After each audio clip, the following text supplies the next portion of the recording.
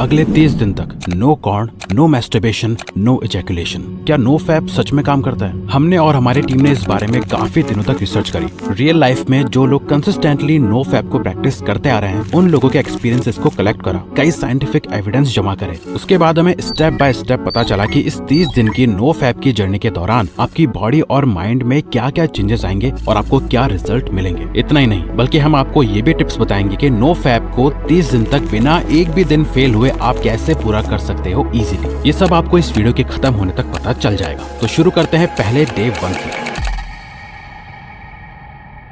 Day 1 आने वाले इन 30 दिनों में सबसे आसान दिन होगा। पहले दिन आप सुबह सोकर उठोगे और मोटिवेटेड फील करोगे कि आज से आपको नो फैप स्टार्ट करना है। इसलिए आप खुद को पूरा दिन बहुत अच्छे से कंट्रोल करोगे, क्योंकि आप ये जर्नी बहुत समय से स्टार्ट करना चाहते थे और फाइनली अब वो टाइम आ गया है। It's time to be free from this addiction. Now day 2। इस दिन आप सुबह उठोगे और सब कुछ पहले जैसा ही लगेगा। अब तक कोई बड़े चेंजेस नहीं आए हैं। आपकी विल पावर भी अभी तक स्ट्रांग है, पर रात में हो सकता है कि आपको कॉर्न देखने का मन करे, लेकिन आप इसे आसानी से कंट्रोल कर सकते हो। डे 3 एंड डे 4 आपके लिए टफ होने वाले हैं। अब जो लोग ज्यादा एडिक्ट हैं, ये दिन उनके लिए खुद के सेल्फ कंट्रोल को देखने के लिए एक टेस्ट होगा, क्योंकि डे 3 एंड डे 4 ये आने तक ज्यादातर लोग फेल हो जाते हैं और रिलैप्स कर जाते हैं, लेकिन आप नहीं करोगे, क्योंकि आपको पता है आप जितना ज्यादा कंट्रोल करोगे, आपको आगे चल के इसे कंट्रोल करने में उतनी ही आसानी होगी। लेकिन अगर आप यहाँ पे गलती से भी फेल हो जाते हो तो भी आपको नहीं रुकना, आपको अपनी इस जर्नी को जारी रखना है, क्योंकि फेल होने का मतलब ये नहीं होता कि आप दोबारा उठ के कोशिश ना करो। आपको बार बार इससे कंटिन्यू रखना है। लेकिन अगर अभी तक आप फेल नहीं हुए हो तो डे 5 से डे 7 ऐसा टाइम है जहां आपको सच में चेंज फील होना शुरू हो जाते हैं। आप ज्यादा एनर्जेटिक फील करने लगते हो और आपको अपने अंदर एक क्लियर पावर फील होती है। आप खुद पर प्राउड फील करोगे। लेकिन डे 5 से डे 7 आने से पहले ही 90% एडिक्ट्स क्विट कर चुके होते हैं, क्योंकि इस स्टेज में ज्यादातर लोग रिलैप्स कर सकते हैं, ये सोचते हुए कि नो फैप एक मिथ है और जो भी बेनिफिट्स आपने ऑनलाइन पढ़े हैं सब फेक है। ये गलती ज्यादातर लोग करते हैं। अब आपके पास 2 चॉइसेस होती हैं, या तो आप अपनी पुरानी हैबिट्स में दोबारा जा चुके होते हो, या फिर आप अपनी इस नो फैप की जर्नी में आगे बढ़ते रहते हो। और आपको इस दौरान ये एनर्जेटिक इसलिए फील होता है क्योंकि नेशनल लाइब्रेरी ऑफ मेडिसिन में पब्लिश हुई एक स्टडी के अकॉर्डिंग ये पता चला है कि 7 दिन तक एब्सटेन करने से टेस्टोस्टेरोन लेवल्स अपने बेसलाइन से 145% तक बढ़ जाते हैं। इसका मतलब है कि आपकी बॉडी में टेस्टोस्टेरोन का लेवल नॉर्मल से लगभग 45% तक ज्यादा हो जाता है, जिससे डे 7 पर सीमन रिटेंशन से टेस्टोस्टेरोन लेवल्स में एक अच्छा खासा स्पाइक आता है। आपके ब्रेन को फ्रीक्वेंट डोपामिन बूस्ट्स की आदत है, लेकिन इस फर्स्ट वीक में आपका ब्रेन डोपामिन के बिना सरवाइव कर रहा है। स्टैनफोर्ड यूनिवर्सिटी के न्यूरोसाइंटिस्ट डॉक्टर एंड्रयू ह्यूबरमैन कहते हैं कि जब आप ऐसी हैबिट से दूर रहते हैं जो डोपामिन रिलीज करती हैं, तो ब्रेन एक तरह के डोपामिन डेफिसिट मोड में चला जाता है, जिससे एंजाइटी, इरिटेबिलिटी और माइल्ड विथड्रॉल सिम्टम्स हो सकते हैं। लेकिन अब जो आपका वीक 2 आने वाला है, वो इस पूरे प्रोसेस का सबसे बेस्ट वीक्स में से एक होगा। रेडिट के एक मेंबर ने बताया कि सेकेंड वीक में आते आते उसे अपने टाइम की वैल्यू समझ आने लगी थी। पहले उसके अंदर रिग्रेट और गिल्ट था, लेकिन अब ना उसके पास गिल्ट है, ना रिग्रेट, और बहुत सारा टाइम भी है जो वो किसी अच्छे काम में लगा सकता है।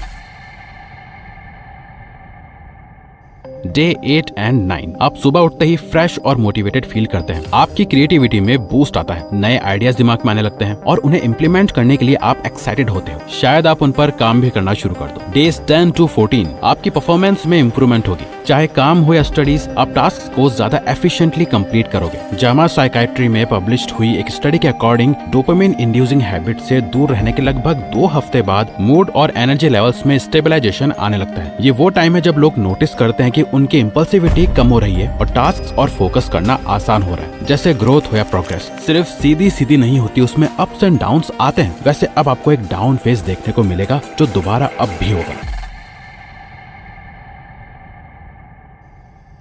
डेज 15 to 17 आप नोटिस करते हैं कि आपके एनर्जी लेवल्स थोड़े डाउन हो रहे हैं। जो एक्साइटमेंट और मोटिवेशन आप पहले फील कर रहे थे वो कम हो रही है। आपको थकान ज्यादा होने लगी है और प्रोडक्टिविटी कम हो रही है। ब्रेन फॉग होने लगा है, जिससे कंसंट्रेट करना मुश्किल हो गया है। इमोशनल इंस्टेबिलिटी जैसे मूड स्विंग्स या इरिटेबिलिटी फील होने लगी है, जिससे आप सोशल इंटरेक्शंस अवॉइड करने लगोगे। डेज 18 to 21 इस फेज में आप अपने आप पर डाउट करने लगते हो। नेगेटिव थॉट्स आपके ऊपर हावी होने लगते हैं और आप डीमोटिवेटेड हो जाते हो। फिजिकल फटीग के साथ मेंटल एग्जॉशन भी होता है। आप एम्प्टीनेस एक्सपीरियंस करते हो, जैसे आप बस अकेले हो। लिबिडो कम हो जाता है और ऑपोजिट जेंडर में इंटरेस्ट कम हो जाता है। कांग्रेचुलेशंस, अब आप एंटर कर चुके हो 4th वीक के अंदर।